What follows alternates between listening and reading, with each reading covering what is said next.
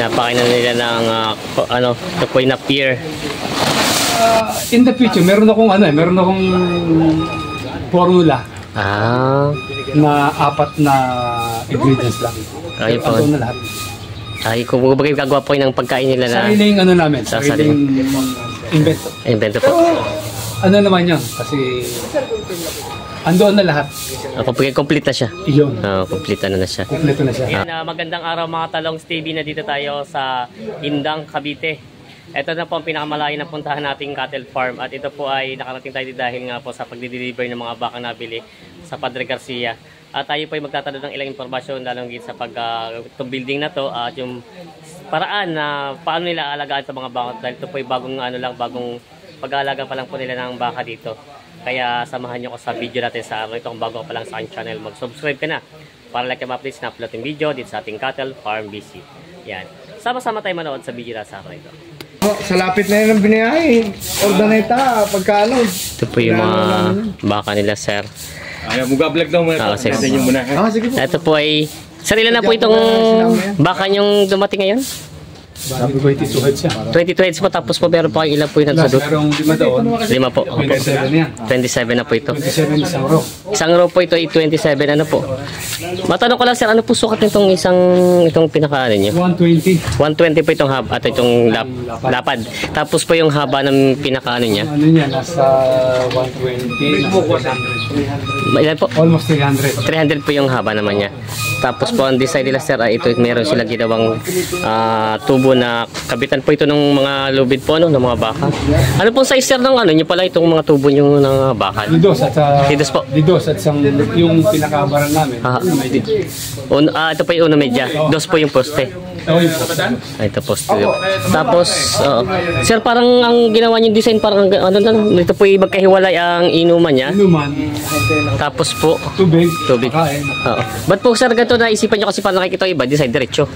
Hindi. Ang gusto kasi namin, ang baka kasi umiinom yan at least 25 to 30 liters a day yan. 25. Not less than.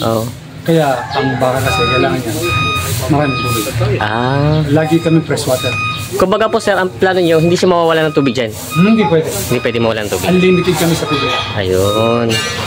Every 3 days, lilinisin namin yung sasabunin niya kasi katagalan niya, dudun. Ayun.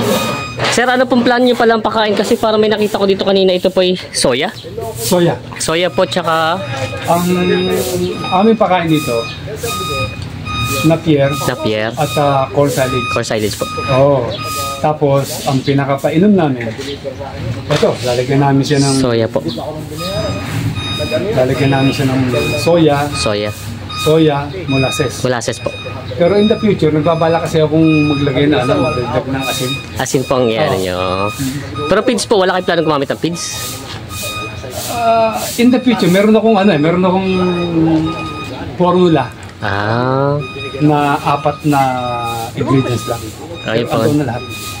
Ay, kung bagay gagawa po ng pagkain nila na sariling namin, sariling invento. Invento po. Ano naman yun? Kasi andoon na lahat. Complete na siya. Iyon. Complete na siya. Kompleto na siya.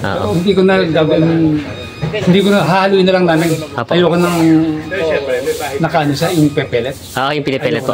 Sayang kuryente. Pati. Ganun din po kakainin din nila. Sayang kuryente. Magagawa kami sariling feeds. Gagawa kayo sariling feeds yung plano niya. Pero sa pagka-observa ko dito sa soya. Soya po. Soya, molasses, tubig, corn silage at Napier. Dito lang. Ayos na po siya. Ang basta consistent lang ang pakain namin. Maganda na yan. Maganda na po siya. Sana naman at least 1.5 kilos a day ang maging gain. Ayun. Ayun po, ano niya, yung target niyo po yung 1.5 kilos a day ang isang baka. Kasi sa kinakain nila, ang mahal na binibili namin. Yun po, At least. Kumbaga yun naman. Pero sir, matanong ko lang po, syempre ito po yung malaking building. Ano pong estimated na, siyempre tatanong ng iba, magkano bang gagastos sa inyo dito? Hindi pa naman siya tapos eh. Ang estimate nyo pong price na buti sa building na to kasi baka yung iba gusto rin magplano na ganito. Sa totoo lang, medyo malaki-laking pera yung nabot namin dito. Ito lang pakainan namin. Ringkas yan. Hindi hollow block yan. Ay, ito po yung parang ito parang ng molde. molde nga po, kita po yung nandun, no? Para siyang hindi siya yung mga ano siya, hollow blocks. O molde po. Hindi siya hollow block. Diyan lang, medyo madugo na. Madugo na talaga. Pasensya na sa mga ano. Medyo ano. Kumbagay po, pwede naman siguro sila simple design. Ano pag ano? Oh, itong design namin simple pero may pag-aaral eh. Sinagaralan namin ito. Importante yung labasan. Yun oo po. Tapasin ko nga po pati, yung nakita ko mga ano ng mga baka kalimitan, daan lang ng tao. Para po ba't ito ang dinisign nyo? Parang may pasok po yung truck eh oh. Pasok yung truck niya dito. Gusto ganyan ang gusto namin. Lampasan. Para po saan naman po yung design na ito para... Kasi ang design namin ito, pag nag-span. Opo. Lampasan ng truck, malaki dito. Kumbaga parang hindi po mahirap magpakain. Yung supply na Saka pagkain. yung bakit sa ventilation. Yun yung bubong namin.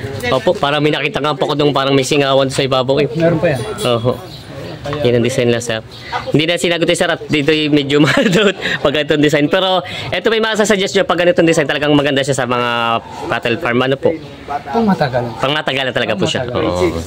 Yun pala. Medyo Magastos lang ano. Oo. Long term po pa lang itong plano niya.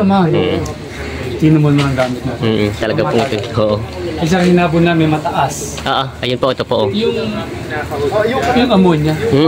Para matibay sa sakit ang ating baka. Yun, kasi po yun. Pasa ng hangin, hindi masyadong maamoy. Kasi pag mababa ang bubong, medyo mainit.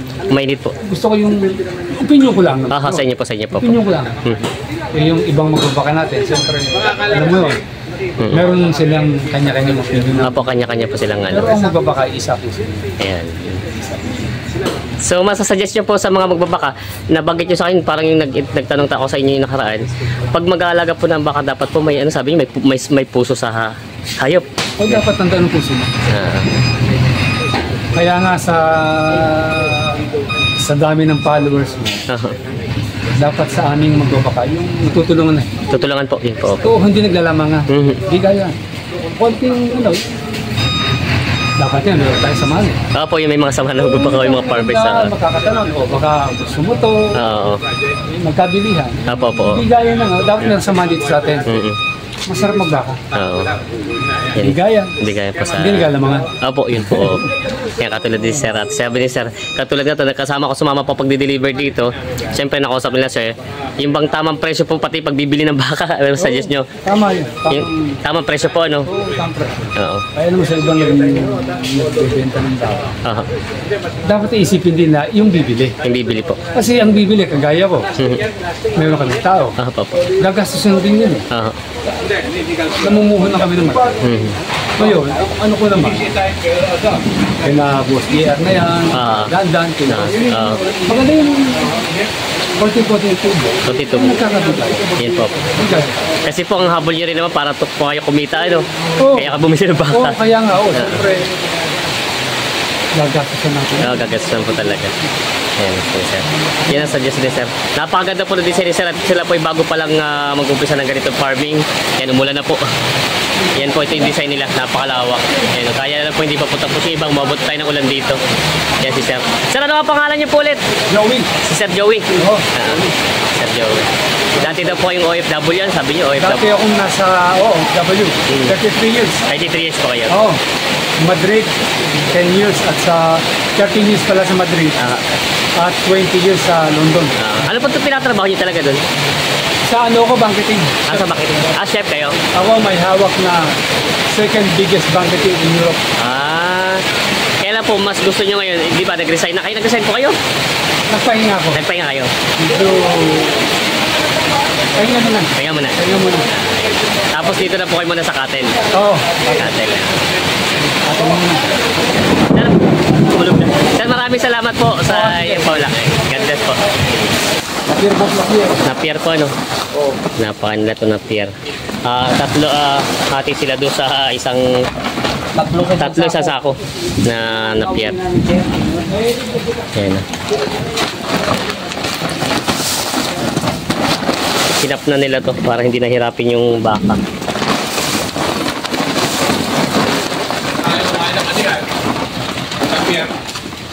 Nagagawa na nga po.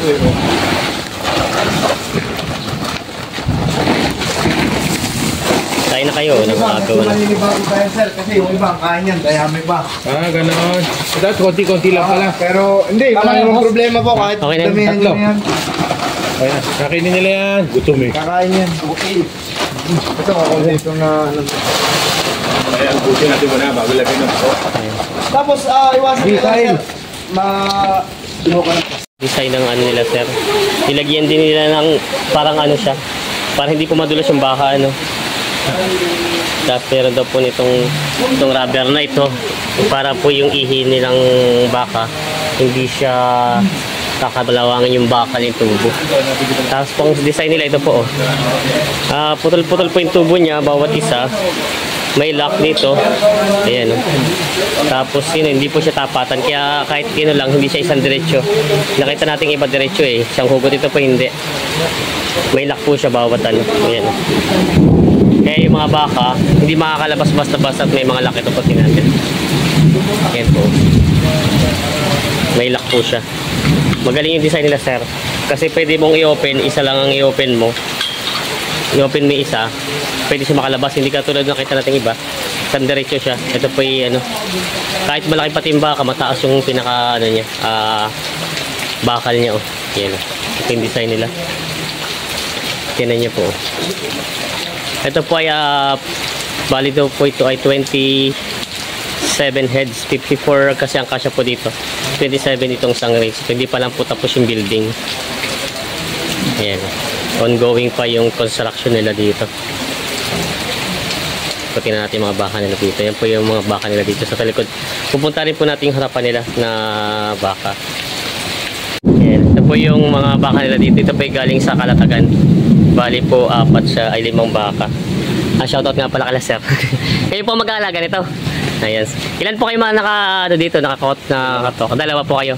Kahit makumpleto po yung isa. Dalawa kayo. Ayan, ito po mga pakain na sir. Na pier na ano na yung tag dito, giniling na nila. Sinap na nila to. Ayan po. Nakasako na sila. Ito sir, isa-silage nyo, hindi. Yung kumbaga i-stock na matagal, hindi naman. Papakain na to. Diretso pakain na to. Oo, diretso na to. Kala ko isa-silage kasi wala siyang plastic. Yung iba kasi pag may silage, na plastic po nila itong mga yung mga yan ito para hindi siya mabulok. Yan sila sir. Kaya naman sir na nagawa nitong building. Sila sir na nagawa ng building. Yan po, sila sir yung nag-ano dito on construction. Ito na po yung mga baka nila dito. Ito naman po yung diniliver natin dito na 22 heads ng mga patiner na baka. Hindi po para yung price niya. Meron dito pong partidang 65,000. Tapos meron pong 69 at meron pong 64. Apat po yung 64. Yan po yung mga baka nila dito na nabili na. Yan po. Babalik daw tayo dito, sabi ni sir, pagtapos na yung building nila, inibitahan tayo na bumalik tayo dito. Pupunta po tayo dito para makita natin yung development po pati ng mga alaga ng baka.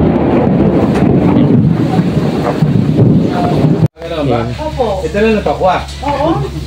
Yan po yung mga pier. Yes, sa amin, kaya naka... Lawak. Kailan niyo pa po itinanim ito? Kailan niyo po itinanim? Mga... Ito, yung plato. Plato kami ng ulam. May ilang buwan na po. Mga... 1.5 Month po. Mabilis pa lang na pier, ano? Yung nagugutom na kayo. 1.5 month lang pala ito. Lawak. Pati doon. Wala tayo magagawa na. Ba't po parang may medyo may pula-pulang dahon? Hindi, yung meron ka kasi akong purple dyan. Yun po yung purple talaga nalo niya. Magkakasama sa hanap buhay. Sadya po palang ganun ang kulay niya. Ang galing eh. Oo, tinan mo pala. Kompleto na pala ng pakain nila. Ayan, na-pier na. Meron na agad.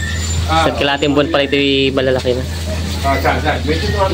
Maraming salamat po sa panood mga Talongs TV. Sana po ay nagkaroon kayo ng ilang impormasyon lalong gate sa mga baguhan pa lang dyan sa mga nagpaplano ng mga cattle farm.